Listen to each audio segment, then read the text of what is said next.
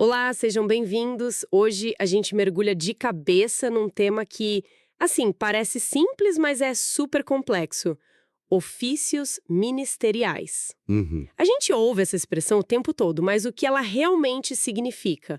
Porque vamos combinar, quando a gente pensa em ministro, ministério, Levitas, todos com funções bem definidas. Mas o que chama a atenção é a mentalidade por trás. que não é um emprego, uma obrigação. Não é, é o servir. Ótimo ponto. Então vamos começar por aí, pela palavra em si, ministério. Se a gente tira toda essa carga de formalidade, de... O modelo de vida dele. Uhum. Ele é chamado o tempo todo de servo, de ministro. O propósito da vida dele é visto como um ministério de serviço que chega no ápice com um sacrifício. E a partir daí, O chamado se abre para todo mundo. para todo mundo. O ministério deixa de ser uma função de alguns poucos e vira a vocação de todos. Que é o quê? Cuidar das pessoas, nas necessidades espirituais e também nas mais básicas, as físicas. O conceito fica mais amplo, mais pessoal e, nossa, infinitamente mais radical. E aqui que a coisa começa a ficar muito interessante. Porque a gente tem essa divisão na nossa cabeça, né? De um lado, o trabalho, sei lá, social, prático, ajudar as pessoas.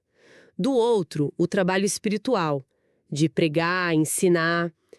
Parecem duas coisas diferentes. E o material mostra que, na origem, essa separação não existia, de jeito nenhum. E como eles viam isso como uma coisa só? Os gregos tinham uma palavra perfeita para isso: diaconia. Diaconia. É essa palavra que a gente traduz como serviço ou ministério.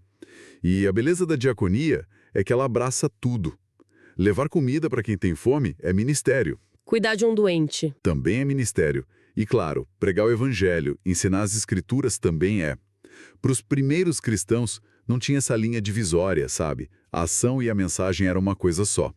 O gesto de compaixão já era uma forma de pregação. Nossa, isso muda tudo, de verdade. Porque tira o ministério de um palco, de um púlpito, e coloca na rua, na casa das pessoas, no dia a dia. Exato. Então a diaconia é a ação de servir. Mas e a pessoa que serve? Qual é a mentalidade dela?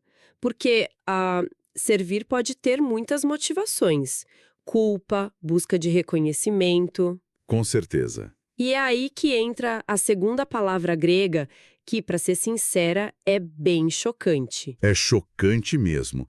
A palavra é doulos. doulos. E ela é traduzida como servo ou, de forma mais literal e, assim, mais impactante, escravo. Uau! Se diaconia é o quê do ministério, o serviço, doulos é o quem, o servidor. E define a identidade dele não como alguém que presta um serviço e vai embora, mas como alguém que pertence àquele a quem serve, que se submete voluntariamente. A palavra escravo é muito, muito forte para os nossos ouvidos hoje. Soa degradante. Como é que uma posição de liderança pode ser descrita em termos de subjugação total? Parece um paradoxo. E a intenção é exatamente essa: ser um paradoxo a tudo que o mundo entende por poder e liderança. O material até destaca aquela passagem de Mateus 20, né? Sim. Onde Jesus fala: quem quiser ser o primeiro, seja vosso servo. E a palavra ali é doulos. É uma inversão total da pirâmide de poder. A grandeza não é medida por quantas pessoas te servem. Mas por quantas pessoas você serve. Exato. A autoridade não vem de um título, mas da humildade de se colocar na posição de um doulos. É a redefinição mais radical de grandeza que existe. Onde o mundo vê uma coroa, esse conceito apresenta uma bacia e uma toalha. Nossa, é preciso parar um pouco para absorver isso. Pensar em qualquer líder hoje, sei lá, corporativo, político, adotando a mentalidade de um doulos, é quase impossível de imaginar. A lógica é o exato oposto. Então, o ofício ministerial, a diaconia, é para os servos, os doulos, que não buscam o próprio prestígio. Perfeito. O objetivo final do doulos é exaltar a Deus, não a si mesmo. E é por isso que o conceito é tão desafiador. Ele exige uma morte do ego, uma entrega que vai contra todos os nossos instintos. Ok, essa ideia de ser um doulos é muito contraintuitiva. E levanta uma questão, né? Se não é sobre ambição, sobre se candidatar a um cargo, como alguém sabe que tem esse chamado? Boa pergunta. O que impede qualquer um de simplesmente se declarar um ministro? É aqui que o conceito de unção parece ser a peça que faltava. É a peça-chave da confirmação. Se o chamado é a vocação interna, a unção é a validação e a capacitação divina externa. Não é só um ato simbólico, é o selo de Deus naquele chamado. No Antigo Testamento isso era bem literal, né? Com óleo e tudo. Era muito visual. Sacerdotes como Arão, reis, profetas, eram literalmente ungidos com óleo. E isso significava duas coisas. Primeiro, separação. Aquela pessoa era consagrada para um serviço exclusivo. E segundo, capacitação. O poder vinha com óleo. Acreditava-se que sim, o poder espiritual para cumprir a tarefa. E era algo visto como perpétuo, que passava de geração em geração. Certo. Mas no Novo Testamento, a prática continua, mas o significado parece que se aprofunda. Ele se aprofunda e se universaliza. Jesus é o ungido por excelência. A palavra Cristo significa isso, ungido. Uhum. Só que a unção dele não veio de um óleo, mas do Espírito Santo, que o capacitou.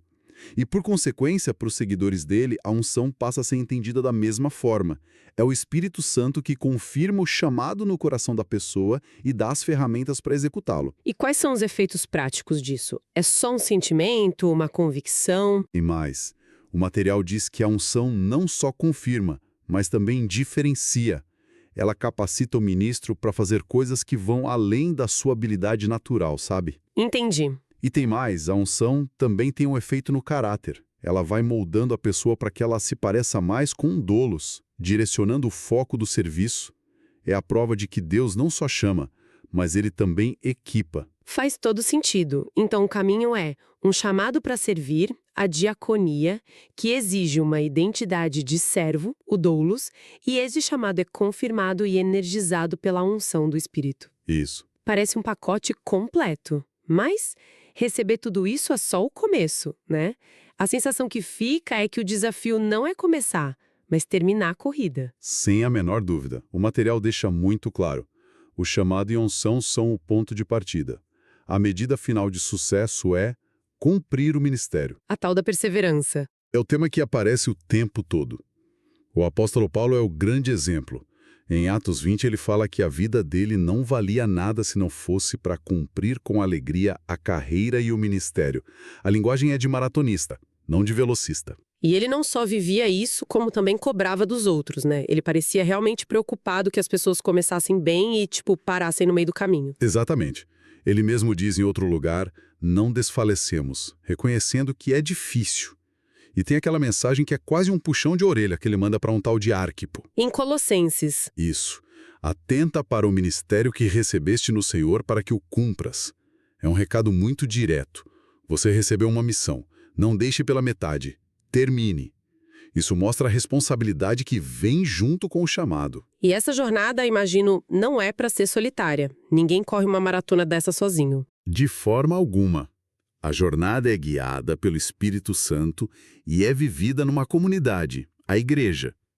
A ideia final que fica é de uma parceria. Deus não te dá um chamado e diz, agora se vira. Certo. O chamado já vem com os dons, com a capacitação. Mas isso exige da gente um compromisso constante com o crescimento, com a fidelidade diária. Ok, então vamos juntar as peças. Se a gente olha o quadro completo, o que são de fato os ofícios ministeriais? A grande virada, o ahá, não é só que ministério significa serviço. Não. É que toda a estrutura de liderança espiritual é um espelho invertido da lógica de poder do mundo. Onde o mundo busca um título, esse modelo vê uma responsabilidade. Onde o mundo busca o primeiro lugar, esse modelo aponta para o último. Perfeito. Essa é a síntese. Os ofícios podem ser diversos: pastor, diácono, missionário, professor. Mas a base, o DNA, é sempre o mesmo: um coração de doulos. Um coração de servo. Exato. O padrão é consistente. Deus chama, Deus unge e Deus capacita. O grande desafio que fica no ar não é nem receber o chamado, mas se manter fiel a ele. É não deixar a diacônia virar só um cargo e a identidade de doulos se perder no meio do caminho. Isso nos deixa com uma última provocação para pensar. Sim, Se a gente parte do princípio de que Deus equipa quem Ele chama, isso levanta uma questão muito prática e às vezes bem angustiante. qual seria? Como uma pessoa consegue, na prática, distinguir entre um desejo pessoal genuíno de servir de um jeito e um chamado divino autêntico que, como vimos, já vem com a capacitação? Como funciona no dia a dia esse processo de discernimento para não confundir a nossa própria ambição, mesmo que bem intencionada, com a voz de Deus?